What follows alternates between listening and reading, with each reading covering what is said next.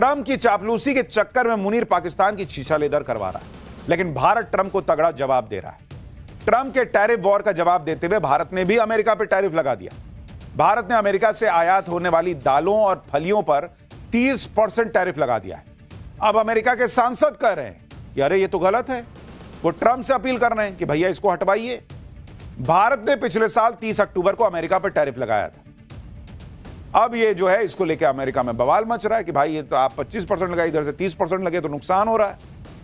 Trump tariff से सबको धमका रहे हैं, लेकिन भारत इन धमकियों से डर नहीं रहा। उल्टे भारत जवाब दे रहा है और शांति से। भारत टैरिफ लगाता तो दुनिया में चिल्लाता नहीं कि देखो टैरिफ लगा देंगे, टैरिफ लगा। भारत अपना काम कर रहा है। दुनिया ये देख रही है, खासतौर पर यूरोप, जहां पर ट्रंप टैरिफ की ऐसी ही धमकियां देकर ग्रीनलैंड पे कब्जा करना चाहते हैं। लेकिन ग्रीनलैंड को लेकर पूरे यूरोप में ट्रंप के खिलाफ गुस्सा भड़क गया। खुद ग्रीनलैंड और डेनमार्क में प्रदर्शन होने लग रहे हैं। ग्रीनलैंड बिकाऊ नहीं के नारे लग रहे हैं।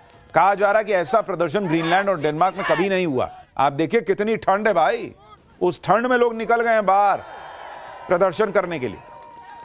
अगर ट्रंप और यूरोप के बीच ऐसे ही टकराव चलता रहा, अगर ट्रंप ऐसे ही टैरिफ की धमकियां देते रहे, तो ट्रंप और यूरोप के बीच घमासान बढ़ जाएगा और इसका फायदा भारत को हो सकता है।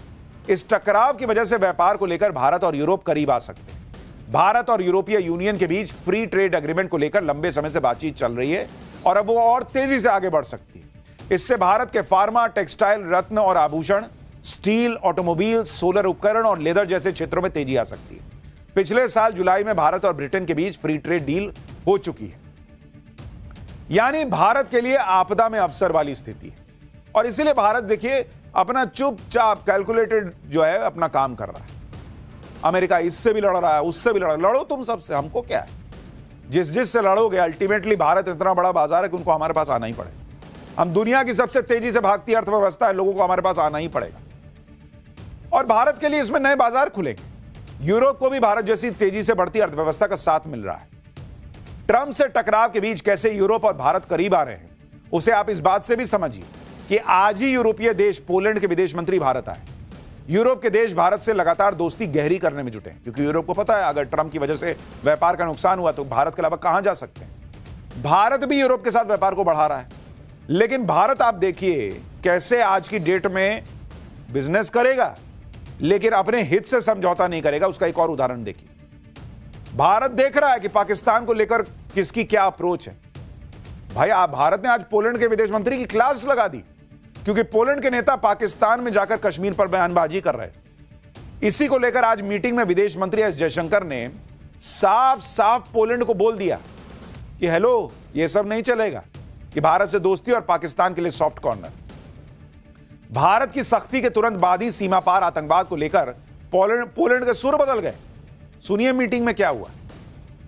Poland should display zero tolerance for terrorism and not help fuel the terrorist infrastructure in our neighborhood. Once again, a warm welcome. I completely agree with you on the need to counter transnational, trans-border terrorism. Poland, as you may have heard, has been a victim of both arsons and attempted state terrorism. I also completely agree with you on the unfairness of selective targeting by tariffs, and we in Europe know something about that also. Boss ये नया भारत है, देख रहे हैं, सामने सामने बैठा के विदेश मंत्री एस जयशंकर ने सुना दिया कि ये सब नहीं चलेगा कि बगल में जाके आतंक को मदद करो, और उसके बाद नेक्स्ट लाइन में बोल दिया कि एक बार फिर से वेलकम है। मतलब दे भी दिए, कह भी दिए, अब बाकी तुम कर रहे हो जो कर रहे हैं, करेंगे, बातचीत तो करते ही रहेंगे। तो नरेंद्र मोदी इस वक्त दुनिया भर की चुनौतियों के बीच भारत को आगे ले जा रहे हैं, लेकिन नरेंद्र मोदी के लिए चुनौतियां सिर्फ देश के बाहर थोड़ी हैं, देश के अंदर भी है भाई। अगला चैप्टर देखिए, पीएम मोदी के संसदीय क्षेत्र वाराणसी में बुलडोजर एक्शन का सच क्या है। मणिकर्णिका घाट पर कौन झूठ फैला रहा है। हिंदुत्व का परचम लहराते मोदी पर एआई वाले फर्जी वीडियो से हमला। राहुल और अखिलेश की टीम पर एक्शन हो गया है क्या। नरेंद्र मोदी के खिलाफ किसने माहौल बना दिया और योगी आदित्यनाथ ने क्या जवाब दिया। अब इसका चैप्टर देखिए। नरेंद्र मोदी की सनातन के प्रति जो कमिटमेंट है उसको लेके कोई सवाल थोड़ी है, वो तो बेजोड़ है, उसमें कोई डाउट नहीं कर सकता कुछ। आज हमारे जो बड़े बड़े सनातन के केंद्र हैं, उनका जो कायाकल्प हुआ वो नरेंद्र मोदी ने किया ना बॉस, पिछले 11 साल में। पिछले कुछ दिनों से वाराणसी के मणिकर्णिका घाट को लेकर बवाल मचा हुआ। उसमें नरेंद्र मोदी को अपनी राजनीति में घेरने वाले एक्टिव हो गए। मोदी के हिंदुत्व पर सीधा अटैक होने लगा। जैसे आप देखिए कि वाराणसी में मणिकर्णिका घाट को लेकर एआई वाली फर्जी वीडियो से हमला शुरू हुआ। मणिकर्णिका घाट पर इस बवाल की शुरुआत सोशल मीडिया पर वायरल कुछ तस्वीरों से की गई, जिसमें ऐतिहासिक मूर्तियों और कलाकृतियों पर बुलडोजर चलाए जाने का आरोप लगा। लेकिन मणिकर्णिका घाट को लेकर इस तरह के आरोप जब हदें पार करने लगे तो यूपी के मुख्यमंत्री योगी आदित्यनाथ ने मोर्चा संभाला। उन्होंने मणिकर्णिका घाट को लेकर वायरल किए जा रहे वीडियोज और तस्वीरों को आर्टिफिशियल इंटेलिजेंस यानी एआई से बना हुआ बताया और सनातन के खिलाफ इस तरह की साजिश करने वालों के खिलाफ एक्शन शुरू कर दिया।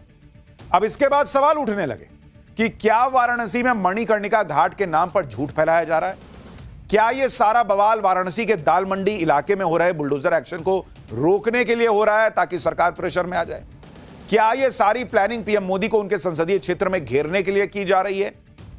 आज पाठशाला में पीएम मोदी के संसदीय क्षेत्र वाराणसी में बुलडोजर एक्शन का सच क्या है आपको दिखाएं। साथ ही मणिकर्णिका घाट पर कौन झूठ फैला रहा है, राहुल और अखिलेश की टीम पर क्या एक्शन होने की बातें हो रही हैं, योगी क्या कह रहे हैं, क्या मोदी वाकई में वो कर रहे हैं जिसका आरोप लग रहा है, सब बताऊंगा। लेकिन पहले एक झलक देखिए।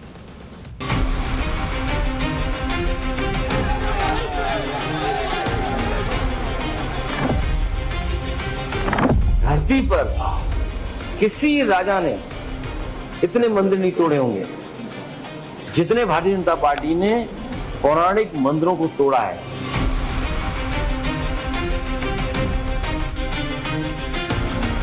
प्रथम दृष्टया इसमें ये पाया जा रहा है कि जो एफआईआर हैं वो एकदम सही हैं। तस्वीरें एआई जनरेटेड थी। माफ कीजिएगा, ये एआई नहीं है, ये बेहयाई।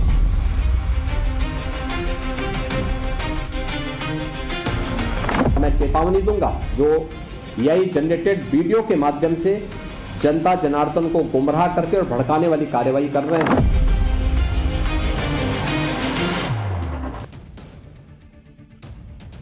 मणिकर्णिका घाट को लेकर जो बवाल चल रहा है उसमें सीएम योगी ने साफ कह दिया कि यह काशी को बदनाम करने की कोशिश एआई के जरिए वीडियो बनाकर फैलाए जा रहे हैं, क्योंकि पीएम मोदी ने हमेशा यह बात की है कि काशी की प्राचीन विरासत को संरक्षित करते हुए ही काशी को दुनिया में नए रूप में पेश किया जाएगा।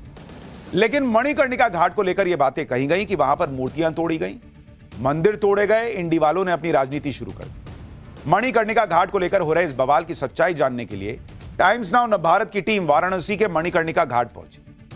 वहां पर रिनोवेशन के नाम पर हो रही तोड़फोड़ पर हैरान करने वाले सच का पता चला।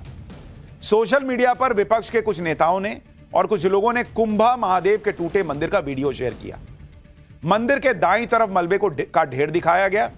मंदिर के बाहर विराजमान नंदी के मूर्ति के टूटे पत्थरों से घिरे दिखाने का भी उनको भी टूटे हुए पत्थरों से घिरा हुआ दिखाया गया और मंदिर के अंदर अंधेरा दिखाया गया। हमारी पड़ताल में ये दावे गलत साबित हुए। कुंभा महादेव का मंदिर पूरी तरह सही सलामत मिला।